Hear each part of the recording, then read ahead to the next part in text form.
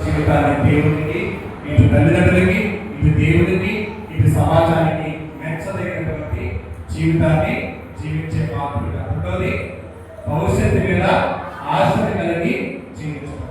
భవిష్యత్తు మీద ఆశను కలిగంటే ఈ భవిష్యత్తు, నీకంటూ భవిష్యత్తు ఉంది. ఇక్కడ వాళ్ళందరికీ కూడా నిజంగా మీరు ఈ వ్యవహారాన్ని కనుక మీరు సరిగ్గా వినియోగించుకుంటే మీలో చాలా మంది డాక్టర్స్ ఉన్నారు, మీలో చాలా మంది టీచర్స్ ఉన్నారు, మీలో చాలా మంది ఇంజనీర్స్ ఉన్నారు, మీలో చాలా మంది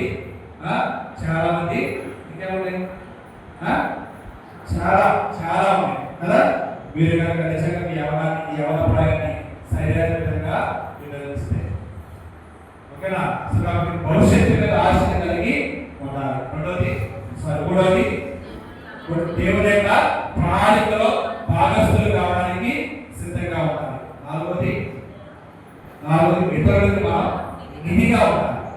ఇతరులకి నిధిగా మనం ఉండాలి. ఈ నాలుగు కనుక మీ యవన జీవితంలో మీరు పాటించగలిగితే ఖచ్చితంగా మీరు మంచి భవిష్యత్తుకి మీరు మార్గం చేసుకోగలుగుతారు. లేదు కాదు అంటారా? లేదు, నేను చెప్పాను కదా మీకు తొమ్మిది కాలంలో యవనస్తులందరికీ కూడా బాధపడలేదు. తొమ్మిది కాలంలో కదా యవనస్తులు 15 సంవత్సరాల వయసులో చనిపోయాడు వ్యక్తి. రక్త క్యాన్సర్ వచ్చి 15 సంవత్సరాల వయసులోనే చనిపోయాడు. మీకులాగే మొబైల్ వాడాడు, మీకులాగే జీన్స్ ప్యాంట్ వేసాడు, మీకులాగే స్టైలిష్ టీషర్ట్ వేసుకుని తిరిగాడు, మీకులాగే స్టైల్గా తిరిగాడు. కానీ ఎప్పుడు దివ్యబలి పూజ మారల, ఎప్పుడు దివ్య సప్రసాద స్వీకరణ మారల, ఎప్పుడు కూడా దివ్య సప్రసాదం ముందు మోకరించి ప్రార్థన చేయడం మారల. అందుకని గమనిస్తులైనా సరే ఆయన ఈ రోజు పునీతులుగా పరిగణించబడ్డాడు. నేటి తయారించినటువంటి వ్యక్తి 2015 సంవత్సరంలో మరణించాడు. ఆ పునీతులు 15 సంవత్సరాల వయసులో 2015 సంవత్సరంలో మరణించాడు కదా. ఎవరు ఈ యొక్క యుగాన్ని మనకు కావాల్సినటువంటి వ్యక్తి కదా. 15 సంవత్సరాలు అంటే మేబీ 15 సంవత్సరాలు అంటే 2015 నుంచి పెట్టుకుంటే 20, 25, 30 ఈ వయసు కదా. అంటే నా వయసు 30, 35, 36 ఈ కాలానికి చెందినవాడు. అలాంటి వాటి పునీతులైనటువంటి కారణం ఏంటి?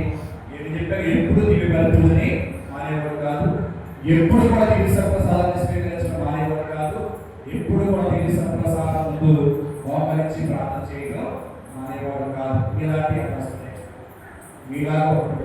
కానీ తనకున్నటువంటి ఈ యవనాన్ని, తనకున్నటువంటి ఈ యొక్క టెక్నాలజీ కదా, దీన్ని కదా, దీని యొక్క మొబైల్స్ కానివ్వండి, ల్యాప్టాప్స్ కానివ్వండి, మీరు వాడి ఇయర్ ఫోన్స్ కానివ్వండి, ఇంకా రకరకాల ఈ ట్యాబ్స్ కానివ్వండి కదా, ఇవన్నీ కూడా ఏం వాడంటే దివ్య సప్రసాద అద్భుతాలు ఆయన పోస్ట్ పెట్టేవాడు. అదే పోస్ట్ చేస్తాను అద్భుతాలని ఈ మొబైల్ ద్వారా అనేక మందికి చూపించాడు. కానీ మనమే చూపిస్తారా? వాళ్ళకి మాత్రం చూపిస్తారు. యవన ప్రాయాన్ని ఎలా వాడుతున్నా చాలా ముఖ్యంగా. యవన ప్రాయంలో నువ్వు చెడిపోవాలన్నా, నువ్వు బాగుపడాలన్నా ఈ యవన ప్రాయం వింటున్నా చాలా మంది, మీలోనే చాలా మంది పొద్దున్నే చేయకుండా వెళ్ళిపోతారంట, రేపు పొద్దున్నే తెల్లవారుజామున పెట్టిపోతారు. ఎక్కడ